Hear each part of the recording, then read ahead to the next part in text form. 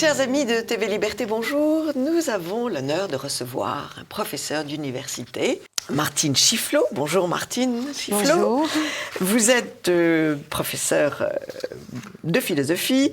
Vous avez une œuvre importante. Vous êtes venu à ce micro pour nous parler de la culturie de masse ou comment la culture était légèrement abîmée par la notion de masse.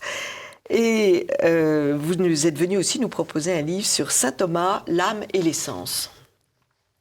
Et vous nous proposez ce matin un thriller, ce qui est très amusant parce que vous passez quand même d'un genre à un autre, un thriller qui s'appelle La Maison des Innocents, une maison d'édition qui s'appelle M+ Édition, qui est un livre, un roman, donc une œuvre d'imagination, mais sur d'affreuses réalités qui sont l'enlèvement des enfants et leur mise à mort par des foudingues.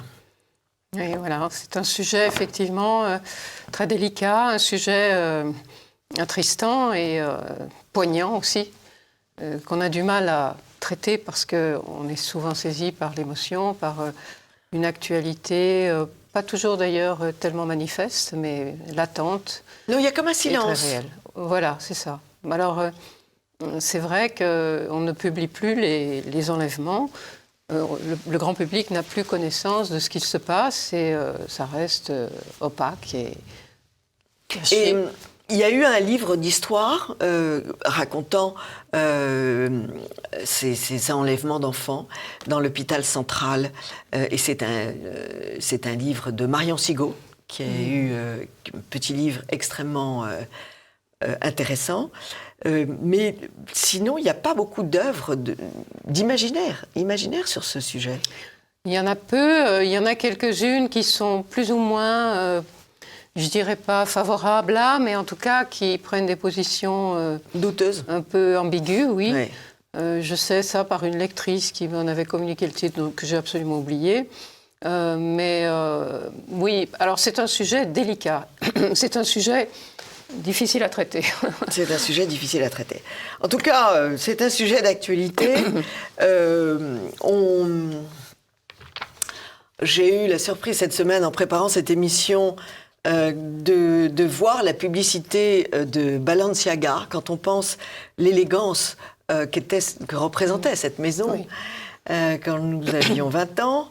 Et bien là, celle qui dirige Balenciaga, ou en tout cas la créatrice de style Balenciaga, à moins que ce soit la chargée de pub, c'est peut-être seulement la pub, nous offre une publicité avec 2 enfants de 5-6 ans, un garçon et une fille, avec sur leur ventre un ours, comme beaucoup d'enfants, un petit ours en peluche, mais le petit ours en peluche apporte un harnachement de sadomaso. Ah oui. Je n'ai pas vu la publicité. Bandelette de cuir. Oui. Voilà. Deuxième chose étonnante, Disney World propose pour Noël une série et on voit des enfants arriver en certain nombre avec chacun une lettre et le message c'est « We love Satan ». Disney, We love Satan. Donc, et puis, troisième document que j'ai pu avoir en main, ce sont des statistiques qui sont publiées en général par Famille et Liberté et notre amie Claire de Gatelier, qui parle de l'apparition du porno en ligne et des smartphones dans les poches des enfants, qui se développe vitesse grand V. Et donc, les violences sexuelles sur mineurs ont augmenté de 59%. Et en plus, c'est des délinquances sur mineurs et des délinquances de mineurs. Donc, c'est plus uniquement les adultes qui abîment des enfants, c'est aussi des mineurs qui abîment d'autres mineurs. Donc, la situation est quand même assez tragique. On l'a vu d'ailleurs avec cette effroyable aventure de Lola, martyrisée en plein Paris. Alors, vous, vos héros, pouvez-vous nous les présenter dans leur vie quotidienne ? Vous voulez dire La Maison des Innocents. Alors, c'est un roman, donc c'est absolument imaginaire. Hein. J'ai choisi l'imagination comme moyen d'exploration du réel, finalement. Oui. Et c'est vrai que j'ai été emportée dans des visions, dans des réalités mentales, en quelque sorte. Ce livre est très inspiré, parce qu'au fur et à mesure que j'écrivais, je voyais les scènes. Et j'étais en quelque sorte le témoin de ce que j'écrivais. Enfin, c'est une expérience extrêmement intéressante pour un écrivain d'être emporté comme ça par son sujet avec une sorte de caméra, avec une sorte de moyen d'exploration. Et ça m'a moi-même un peu surprise, un peu étonnée en tout cas. Et alors j'ai continué comme ça et j'avais vraiment l'impression d'avancer, de découvrir des pans. C'était moi qui les inventais, mais en même temps, si vous voulez, j'avais une sorte d'objectivité. Très curieux comme expérience et tout à fait. Les scènes se poursuivent très rationnellement. Oui, bien sûr. On est très pris par le sujet assez horrible. Donc il y a une mère qui ne voit pas rentrer son fils. Voilà, c'est ça. C'est un adolescent un beau mec, qui ne revient pas. Un bel enfant. Oui, très beau. C'est un intelligent, fort. Oui. Il a toutes les qualités, Richard. Sain. S.A.I.N. Richard, en plus, Cœur de Lion. Richard, Cœur de Lion. Richard, et il a toutes les qualités, donc je ne dirai pas ce qui lui arrive dans le détail, ni comment ça se termine, mais c'est un peu dans ce sens-là un roman quasi initiatique, presque picaresque, avec, si vous voulez, un héros comme cela qui traverse différents moments.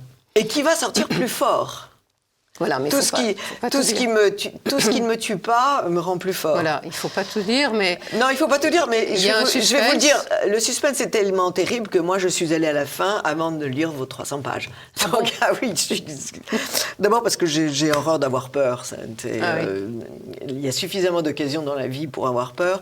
Donc, si vous voulez, je ne lis pas les thrillers. J'ai fait une exception parce que vous m'aviez présenté le sujet et que j'avais envie de traiter ce sujet.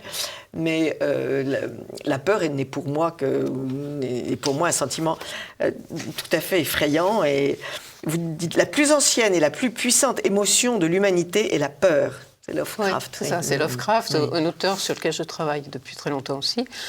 Alors, la peur, bien sûr, c'est un sentiment très archaïque, très profond en nous et qui a ses raisons d'être quand il y a un danger. Bien sûr. Et là, il y a de quoi avoir peur parce que c'est un danger réel. Oui, absolument. Et alors, j'ai imaginé une situation où les enlèvements étaient massifs dans un certain quartier de Newtown, une ville imaginaire. Une ville imaginaire, dans un pays anglo-saxon. Voilà, dans un pays imaginaire, mais qui... Bon, en Amérique, en Angleterre. Voilà, c'est une anatopie, c'est-à-dire que bon, ça ressemble, mais c'est pas tout à fait. Ça me laissait le champ très libre.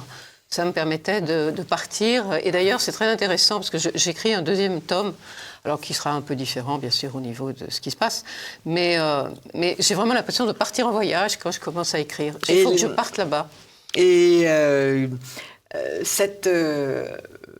ce chevalier, parce que c'est vrai qu'il a une figure de chevalier médiéval. Oui.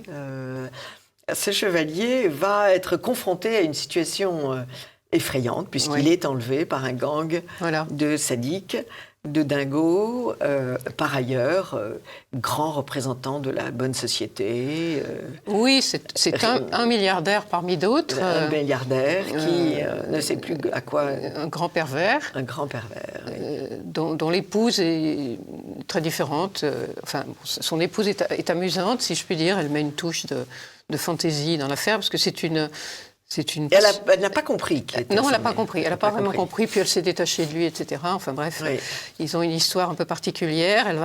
Elle va découvrir, elle aussi, au fur et à mesure, mais à travers toutes sortes d'affaires qui se passent, parce qu'il y a beaucoup d'histoires, il y a beaucoup de personnages. Il y a beaucoup de personnages. C'est un roman avec... je l'ai conçu d'une manière un peu cinématographique. C'est-à-dire qu'il y a en fait... c'est une série, enfin c'est un certain nombre de chapitres. Il y aurait de quoi faire c'est très cinématographique. Il y aurait de quoi faire un téléfilm, donc ça, on plonge, après ça se rend compte, si vous voulez, il y a des ramifications, etc., avec un fil conducteur. Et il y a un deuxième personnage enlevé, qui lui est un adulte. Alors, plus tard. Plus tard. Oui, mais il y a beaucoup d'enfants qui ont été enlevés. Mais il y a beaucoup d'enfants dans cette ville. Beaucoup d'enfants. Et le climat est... Alors, comment se fait-il qu'on puisse enlever un enfant ? Ça, c'est la première des questions. Techniquement ou non, pas psychologiquement. Non, mais comment un enfant peut-il rester seul 5 minutes quand il est dehors ? Quand il est dehors. J'ai lu un certain nombre d'affaires et puis j'ai très récemment assisté à ce documentaire qui est intéressant. Je ne sais pas s'il est encore en ligne. Arte a fait un documentaire sur l'affaire Dutroux. Oui. Et on voit comment des parents, par exemple, ont laissé leurs filles sortir. Ils les ont laissées aller seules et elles ont été enlevées. Ça a été terrible. Mais à quoi c'est dû ce laxisme crétin ? Crétin, parce qu'il faut quand même être crétin pour laisser une jeune fille partir dans la nuit.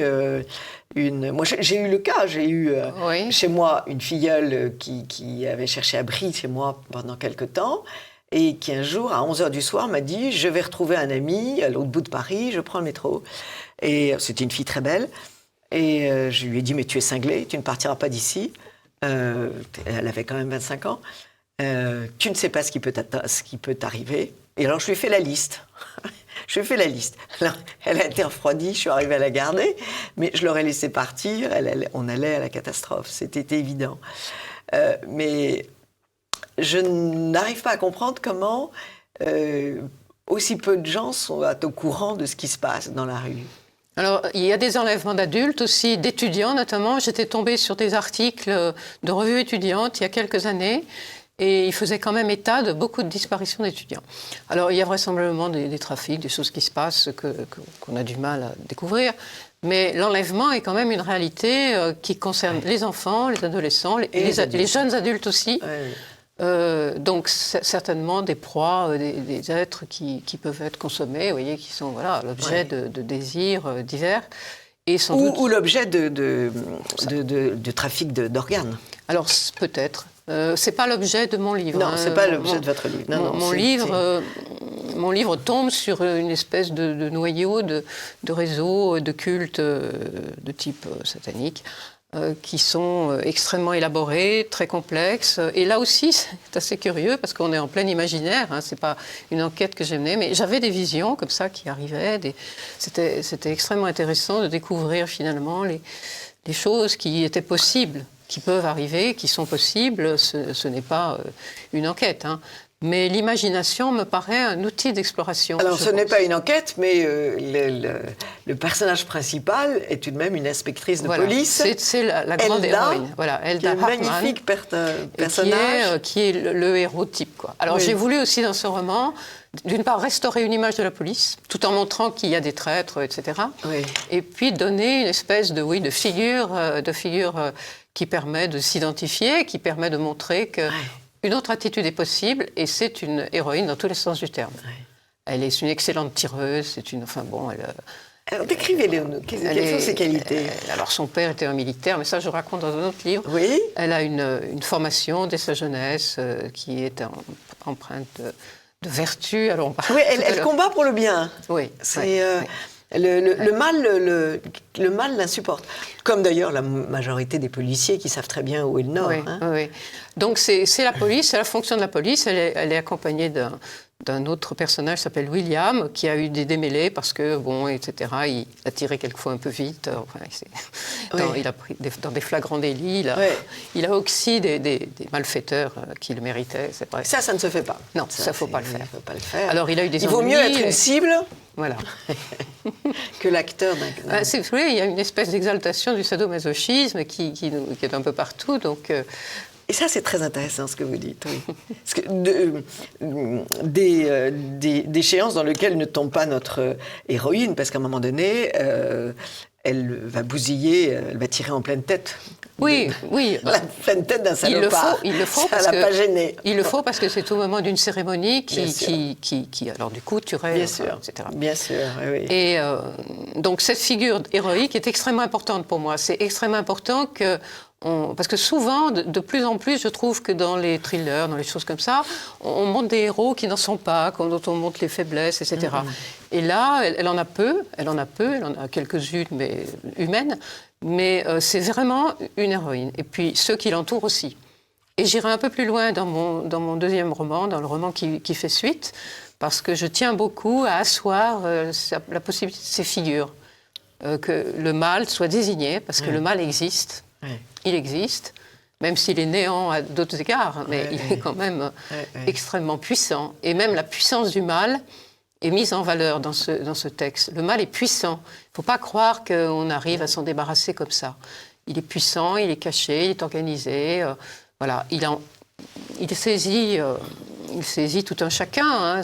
Bien sûr, c'est une emprise sur ceux qui le commettent, mais tout de même, ils sont responsables, ils ont choisi. Et cette force du mal, cette puissance du mal, elle exige des héros qui soient à la hauteur de ce combat. Donc voilà, c'est un combat. Et le combat est ô combien grave, puisqu'il y a 30 enfants prisonniers. Oui, il y en a même dans cet organisme, dans votre roman. Oui, bien sûr. 30 enfants prisonniers dans cette grande maison, entourés de barbelés, de systèmes électriques de surveillance. Voilà, très habilement dissimulés dans un quartier huppé de Marblehacken, une ville imaginaire. Et alors, à côté de chez une sculptrice qui travaille précisément aussi sur ces figurations, qui sculpte toutes sortes d'êtres fantastiques et qui est souvent sollicitée et qui refuse certains marchés, etc. Il y a toute une réflexion sur le sublime, sur le beau, sur l'art, qui est incluse dans cette affaire. Et ça m'a permis d'ailleurs de développer un certain nombre de points de type philosophique, esthétique sur la question. La question justement de que fait l'artiste du mal. Est-ce qu'il se complaît, jusqu'à quel point il le montre? Et c'était ce que je faisais, puisque j'allais montrer. Et j'avais bien sûr la très grande difficulté de montrer à la fois ce mal, sans complaisance, mais sans pornographie précisément. Il s'agissait d'échapper à il fallait juste... à l'atmosphère ambiante, parce qu'il y a quand même beaucoup de... On voit beaucoup vous l'avez dit tout à l'heure d'ailleurs, le sadomasochisme se répand de façon... Oui. De façon... oui, c'est effectivement une régression de notre époque. Cette directrice de Balenciaga, elle est prise en photo en rouge avec 2 enfants sanglants dans ses bras. Sur son Instagram, il y a des photos d'un adolescent ou d'une adolescente avec le ventre ouvert et les tripes répandues. Enfin, ils ont tous un petit problème psychologique, ces gens. Oui, alors là, c'est sans doute effectivement une mode qui est un moyen pour certaines forces négatives de se répandre. Est-ce qu'il n'y a pas un petit problème de drogue aussi ? C'est possible que la drogue joue son rôle. En l'occurrence, ce sont peut-être plutôt des drogues stimulantes, comme la cocaïne, plutôt que des stupéfiants, parce que le stupéfiant, vous savez, ça vous stupéfie. Donc, oui, ça vous fait rien. Non, ça n'excite pas. Non. C'est plutôt, à mon avis, des drogues qui excitent et qui créent, qui créent du désir. Qui créent cette dinguerie. Et qui donnent aussi le sentiment d'être un surhomme aussi. Vous voyez, une exaltation de l'ego. Je pense qu'il y a une exaltation de l'ego dans cela, avec ensuite ce couplage sadomasochiste, le sadisme étant du côté de ceux qui persécutent, bien sûr, et des dominants. Bien sûr. Je pense à tout un certain nombre de théories, comme celle de Lavey, tout ça, qui exaltent et qui incitent finalement leurs lecteurs à prendre une position sadique, assumée, et absolument pas charitable, et à faire de l'ego un centre, donc exaltation du narcissisme. Mais alors qui est ce Lavey ?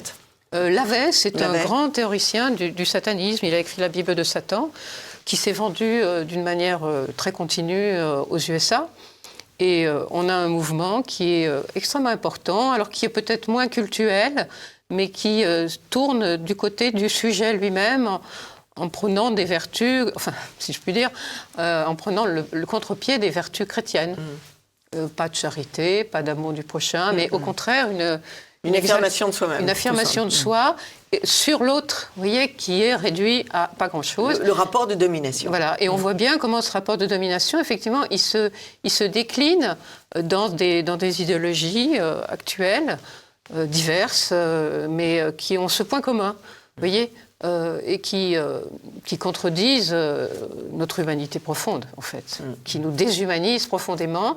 Mais avec le jeu narcissique de la mode, vous voyez, dans la posture plus ou moins séduisante voilà, de ce couple sadomasochiste. Et ce que vous évoquiez, je n'ai pas vu ces images de... effectivement, les enfants sont la cible parce que bon, il s'agit de les éduquer d'une certaine manière, et puis il s'agit peut-être aussi d'en faire des complices ou des, enfin, voilà, des partenaires, etc. Mais on le voit bien dans la mode du cuir, la mode des bottes, voilà. La mode des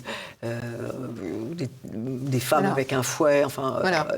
Le délire est voilà. Très généralisé. Alors tout cela pourrait être une espèce de jeu dont on... Avec des gueules, pardonnez-moi l'expression, mais des gueules de drogués, de dingo, avec des yeux globuleux, des cernes sous les yeux gigantesques, des personnages qui ont l'air diaboliques.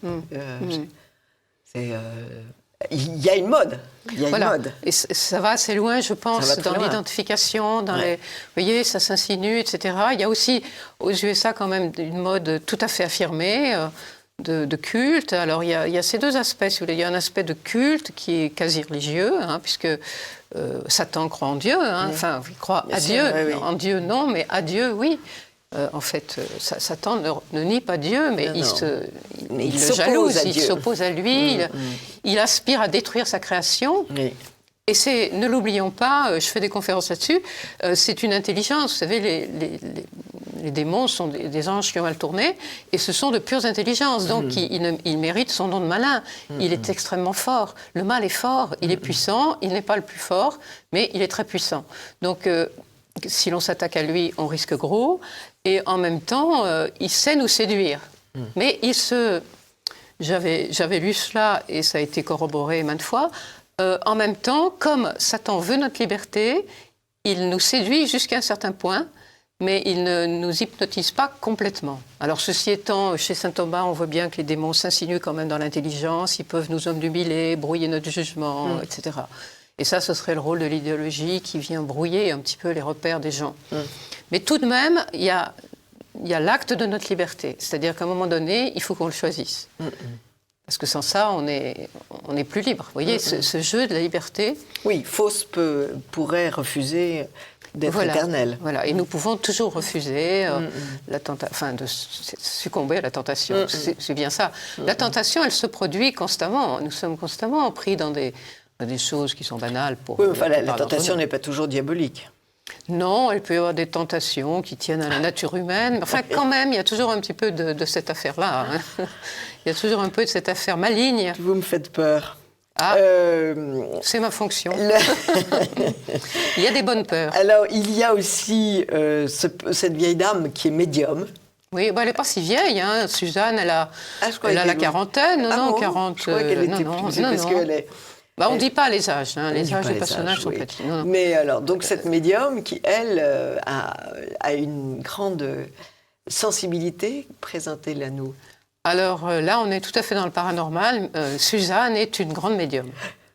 Alors des médiums, il y en a, j'en connais. Il y a des gens qui voient les morts, qui ressentent les démons, etc. Et elle est complètement sensible, hypersensible à tout cela. Mais elle est complètement envahie quand ça se produit. C'est épouvantable et c'est la raison pour laquelle il y a aussi un personnage d'exorciste. Il y a un certain nombre d'ecclésiastiques qui sont un peu autour et qui viennent les aider parce que les invasions démoniaques sont extrêmement douloureuses pour elle. Elle ressent cela au plus profond de sa sensibilité et elle aide la police comme ça s'est fait, ça se fait peut-être encore aux USA. Oui. On a des médiums qui peuvent indiquer. Mais il y a aussi un fantôme qui vient l'aider. Enfin, on est en plein fantastique. Oui. Je n'ai pas été limitée, en fait, à travers mon parcours. Je voyageais, je fais quelques voyages aussi dans l'au-delà. Mais ce qu'il y a d'étonnant, c'est que tous ces gens que la Providence avait sans doute réunis comme un bastion contre le mal, qui couraient toujours, mais que leurs efforts avaient momentanément contrecarré. Oui. Ça, c'est joli, cette idée de réunion de personnalités tendues vers le même but. Oui. Alors, il y a aussi l'idée que les gens de bien sont nombreux, ils sont plus nombreux, c'est comme les anges, il y a plus d'anges que de démons. Oui. Il y a des myriades d'anges et des légions de démons. C'est très intéressant, saint Thomas le souligne, et on trouve ça bien sûr dans la Révélation. Des myriades d'anges. Des myriades d'anges, on ne peut pas les compter. Il y en a et des légions de démons. Donc ils sont nombreux tous, on ne les voit pas, mais les médiums les voient. Et il y a un nombre qui est favorable au bien. Et de même, il y a plus de gens de bien que de méchants. Mais tout de même, le mal est puissant. Et comme le dit l'Ecclésiaste, un seul pécheur peut faire beaucoup de mal. C'est une seule personne peut détruire une structure. Alors, ce que le roman met en évidence, c'est que les gens de bien sont épars. Alors, il va falloir des circonstances pour qu'ils se réunissent, pour que l'un vienne témoigner, pour que l'autre, etc. Et même dans la police, il y a un traître, etc. Donc, il y a même une mère qui va dénoncer son fils. Et il y a même une mère qui va aussi dénoncer son fils. D'ailleurs, qui va beaucoup aider. Et il y a des personnages comme ça qui doivent franchir le pas de ce genre d'affaires. Donc c'est vraiment un combat, c'est l'idée qu'il y a un combat qui se joue dans la réalité. Et je pense que c'est vrai, que nous sommes en fait engagés dans un combat d'une manière plus ou moins consciente. Les gens ne se rendent pas compte, mais la plupart des gens sont de braves gens, quoi, si vous voulez. Les gens ordinaires, d'ailleurs, ordinaire, ça vient de ordo, qui veut dire l'ordre. Les gens ordinaires, c'est un peu péjoratif de parler des gens ordinaires, mais on devrait au contraire dire que c'est tout à fait magnifique, parce qu'ils sont dans le véritable ordre du monde. C'est joli comme phrase. Voilà, ordo ordinis. L'ordinaire est... Très joli, oui. Alors l'extraordinaire, il peut être soit démoniaque, soit divin. Il y a les deux aspects du fantastique, justement. Et là, on a les deux aspects, là, ce qui est en haut comme ce qui est en bas. Et puis, il y a les chats. Les chats. Alors, il y a aussi les animaux. Qui sont aussi un peu médiums et qui sentent quand les choses ne vont pas. Là, il y a deux personnages de chats. Il y a un chien qui aboie. Et il y a un chien. Un chien qui aboie quand il passe devant cette maison démoniaque. Oui. Et il y a un chat qui prévient aussi qu'il se passe quelque chose. Alors, en fait, il y a un chat que découvrent les voisins de la maison. Oui. Parce que, au début, je voulais appeler ce roman La maison d'à côté. Parce que j'avais fait un rêve, à mon avis, révélateur. J'ai fait un cauchemar il y a très longtemps. Et c'était une espèce de maison que j'avais. Et à côté, il y avait une autre maison. Et puis je découvrais des sous-sols, etc. Et puis plus tard, je voyais des convois arriver. Et là, je voyais que des enfants étaient déversés.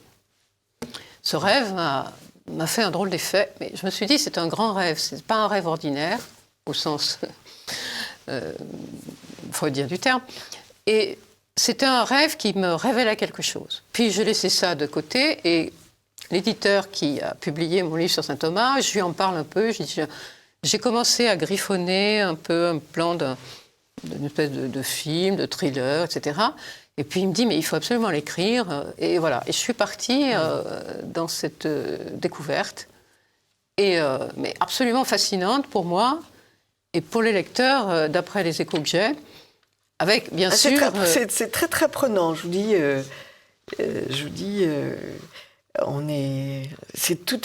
les personnages sont très bien ciselés et on les voit réagir dans leur logique. Ce Richard qui va résister et qui va subir 1001 horreurs, va en quelque sorte résister et sortir vainqueur. C'est ça qui est inouï. Alors, il lui arrive toutes sortes d'affaires, bien sûr. On découvre aussi des personnages qui ont rompu avec la société. Il y a un personnage d'ermite. Il y a une petite communauté qu'on va découvrir aussi. Enfin, il y a toutes sortes de personnages comme ça qui sont un moyen de mettre en évidence un peu les travers de cette modernité. Le monde tel qu'il est. Voilà, qui nous a un peu déshumanisés. Mais tout n'est pas perdu. Et il y a de plus un président des États fédérés, qui vient d'être élu. Et alors, il n'y a pas d'analogie avec une récente élection. Hein, non. Qui est un personnage relativement positif du monde politique. J'ai imaginé une sorte de figure politique relativement positive. Qui va remettre, qui va décorer. Oui, et qui va aider la police, qui a fort à faire parce que ceux à qui il succède étaient au contraire tout à fait dans le sens des horreurs qui se perpétraient. Ouais. Et il y a donc privilégier les criminels et salir la police. Voilà. Et là, c'est aussi en faveur des classes travailleuses, des gens simples, des gens ordinaires, entre guillemets, qui travaillent et dont les enfants sont enlevés. Vous voyez, enfin, il y a tout cela. Il y a aussi un rapport de... Oui, parce que les enfants enlevés bien sûr, sont pris dans des catégories sociales plus modestes. Sauf que pour Richard, ils ont pris, mais c'est pas le même, parce qu'il y a de la dissidence à l'intérieur de ces groupes malfaisants. Oui. Et ça, je vais le développer dans le prochain livre davantage encore. C'est-à-dire qu'il y a bien sûr un noyau de culte particulier que vous découvrirez en le lisant, mais il y a aussi... des esprits plus jouisseurs. Il y a des philosophies qui s'affrontent à l'intérieur du mal. Et il y a une réflexion, justement, sur plusieurs figures du mal qui se déclinent dans ces champs-là. Et entre eux, quelques petites tensions, etc. Et donc, celui qui a enlevé Richard n'est pas tout à fait dans la même perspective que les autres, ce qui permet d'avoir, voyez, une diversité. C'est un esthète. Voilà, c'est une espèce d'esthète mythologisant, assez...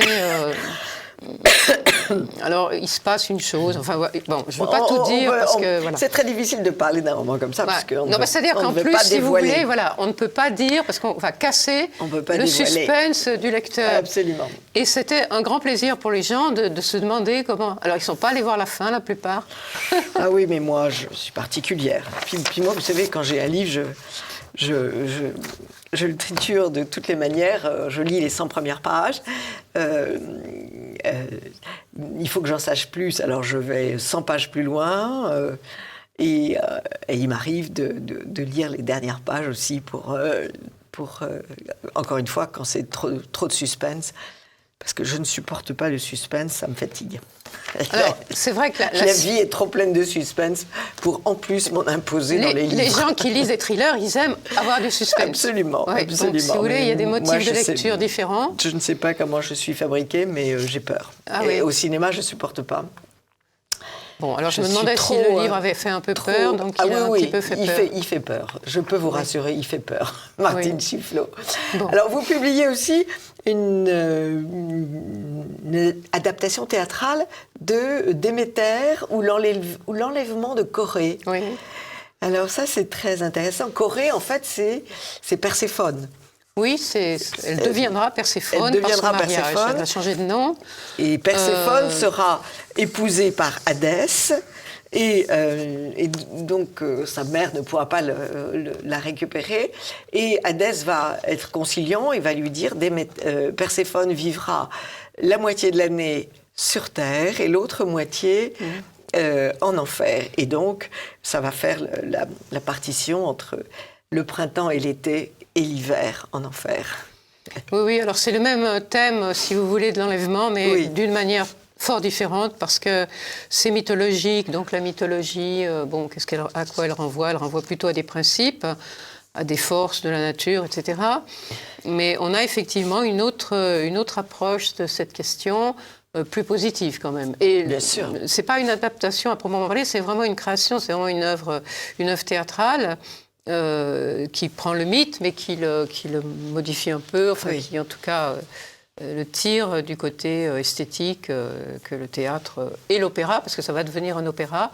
Béatrice Berne va faire la musique. Oui. Mais vous imaginez un dialogue entre les trois, entre Déméter, Perséphone et Hadès? Ah ben, si vous avez lu la pièce, il y a effectivement une quantité de dialogues. Oui, bien sûr. Qui est entièrement sorti de votre imagination. Ah oui, le fond du mythe est respecté, mais oui, là aussi, j'étais... Alors, c'est intéressant parce que moi, je travaille depuis un certain nombre d'années sur la thématique de l'enfer, sur la thématique de l'au-delà, à travers saint Thomas, sur le mal aussi. Et là, c'était aussi l'occasion de mettre en scène ce que sont les enfers dans la mythologie. C'est un peu différent de l'enfer chrétien, bien sûr. On peut penser que le Christ, d'ailleurs, a remanié tout cela, parce qu'il a passé un certain temps aux enfers.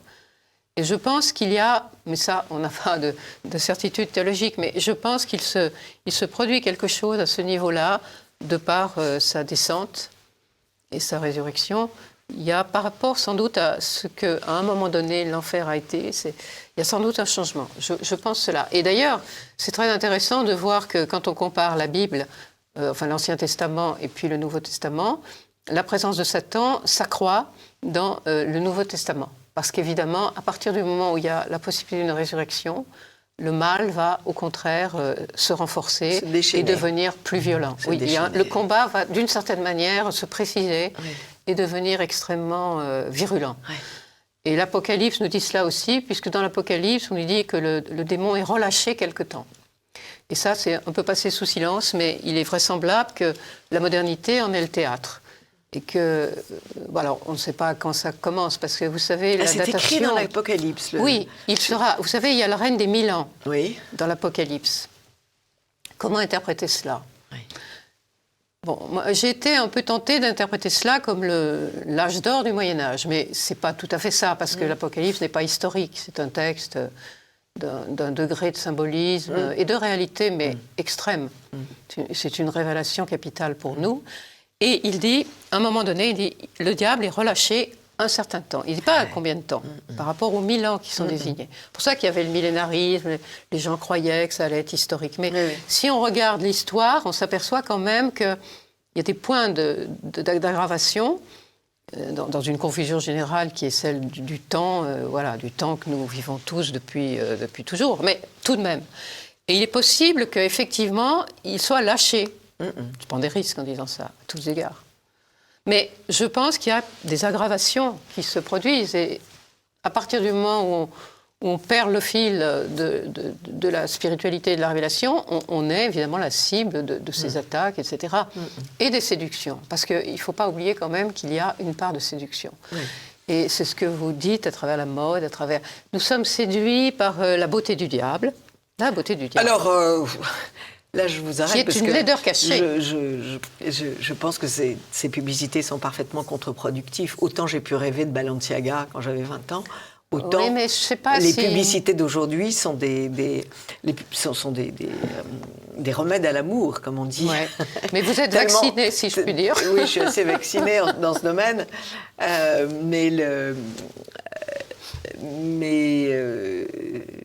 Mais vous avez raison, c'est ça le travail qu'il faudrait. Pour la jeunesse. Oui, c'est le travail qu'il faut faire auprès de la jeunesse. C'est montrer.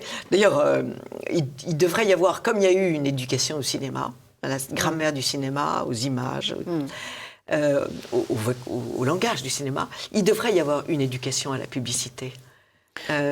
Oui, mais elle ne va pas dans ce sens. Pour tuer le pouvoir de ces publicités. Elle se fait, mais elle ne va pas tout à fait dans ce sens. Oui. Elle va dans le sens d'une intégration. Oui, puis pour créer des publicistes, pour qu'ils gagnent leur vie dans la publicité. Mais justement, il faut créer des contre-feux, il faut créer des... Il faut mettre en garde, il faut vraiment mettre en garde. Oui, absolument. Et mettre en garde contre les forces attractives, vous voyez, qui sont... Cela dit, ça devient quand même un petit peu visible là maintenant, parce que alors il y a toutes les publicités sadomaso, comme je vous le dis, avec casquette, blouson de cuir, bottes de cuir, la moto, le mec avec des clous sur son blouson. Et il y a les publicités multiculturelles qui sont imposées par la loi maintenant. Ça devient... tellement forcé que c'en est ridicule. Enfin, c'en est fatigant. Mais ça influence les gens aussi, s'il faut pas... Ça influence les gens, mais les esprits un peu acérés en ont assez. Oui, bien sûr. Il n'y a pas besoin, dans toutes les publicités, d'avoir un personnage, notamment pour les doudounes sur la banquise, ces anoraks là, boursouflés. Il faut maintenant que ça soit présenté par une Africaine. Là, on se dit, qu'est-ce qu'elle fait, cette pauvre Africaine, sur la banquise ? Elle va mourir de froid. Je veux dire, ça en devient risible, si vous voulez. Alors, c'est pas tout à fait le même problème, c'est deux problèmes différents. Oui, mais je veux dire, mais c'est dans les deux cas... Ce que je veux dire, c'est que ça atténue la force de la publicité. En même temps, ça impressionne les gens, ça les conditionne. Et moi, j'ai très peur de ce conditionnement, qui est d'ailleurs voulu, si vous voulez, pour que les mentalités se conforment, etc. Donc, c'est tout le problème du conformisme. Alors, bien sûr, les esprits critiques, les esprits rationnels réagissent. Mais la masse, c'est le problème de la culture et de masse que j'avais évoqué, elle se laisse conditionner. Et moi, j'ai très peur de ce conditionnement, si vous voulez. Et c'est pour ça que c'est important que nous disions qu'il y a là un danger effectif, qu'il nous faut nous restaurer dans des conceptions plus humaines, plus saines, plus... Mais encore une fois, un cours sur la publicité me paraîtrait très très bien. Ah ben, une émission est possible, hein, bien sûr. La publicité... un cours sur la publicité pour... Elle nous touche nécessairement parce que de cas. Elle marche sur la fréquence, ça revient. Ça revient, absolument. Voilà. Et c'est partout. C'est partout. Et c'est lumineux, et c'est dans la rue, et c'est sur votre télévision, et c'est sur votre portable. C'est 1984. C'est un vrai cauchemar. C'est George Orwell. Enfin, je veux dire, c'est un vrai cauchemar. On a effectivement... Il y a un roman à écrire là-dessus. Oui. 1984 n'était pas mal. Hein. Oui, mais... je ne sais pas si on peut faire mieux. Oui, mais axé sur la publicité, je pense. Ça pourrait devenir le délire total. Oui. Merci beaucoup, Martine Chifflot. La Maison des Innocents, édition M+, et Déméter, ou l'enlèvement de Corée, une pièce. Alors, ce qui va devenir un opéra, qui sera un opéra créé en 2024 ou 2025, avec une immersion dans la Grèce archaïque. On va faire un travail qui va nous emmener très très loin dans le caractère un peu fantastique, tout à fait étonnant de cette mythologie grecque, alors reconstruite bien sûr, mais ici on va essayer d'aller au fond des choses. Très bien, merci beaucoup Martine Chifflot. Chers amis de TV Liberté, à très vite.